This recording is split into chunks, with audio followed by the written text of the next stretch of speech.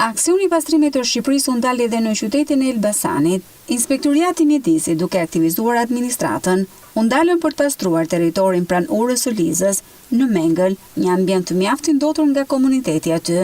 duke kryesuar aksionin kryeinspektorin Shkurti theksoi faktin se aktivitete si kjo e sotmja nuk e zgjidhin problemin e ndotjes në Elbasan, ndaj kërkojnë ndërgjegjësim nga ana e qytetarëve të mos ndosin ambientet e përbashkëta. Data e 23 nëntor që jemi sot është iniciuar nga Ministria e Mjedisit në bashkëpunim me institucione të tjera dhe ne sot Inspektorati i Mjedisit jemi këtu te ura e Linzës për të dhënë shembujt tonë për të kontribuar në pastrimin e Shqipërisë nga një institucion i cili ne merremi me ndjekjen e kërkesave ligjore, sot japim kontributin tonë për të qenë direkt kontribues për të pastruar Shqipërinë. Unë do të thoja që kjo nisëm të mos bëhet me aksione, pra masit mbaroj kjo ditë sot edhe të ngelet, por duhet vazhdoj çdo ditë, në ambientet ku ne jetojmë, ashtu siç mbajmë të pastra shtëpitë tona, duhet jemi të interesuar dhe për ambientet e përbashkëta,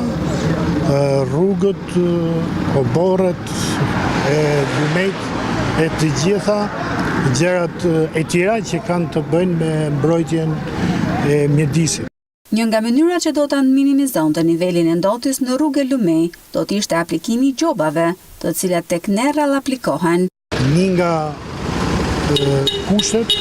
për mbrojtjen e mjedisit janë edhe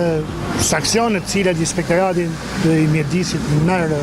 ndaj të gjithë ndotëse. Ne kemi edhe raste ku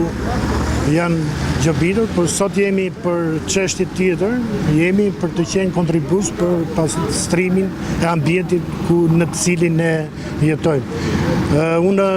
në këtë rast do të thosha që kemi hyrë dhe në periudhën e muajit jemi fund të muajit nëntor, ne e quajmë dhe muajin e pyjeve. Në këtë periudhë do të kemi disa mbyllje të pemëve, që krahas masave të tjera, ne do të fokusohemi edhe në shtimin e sipërfaqeve të gjelbërta në qytete dhe rreth qyteteve.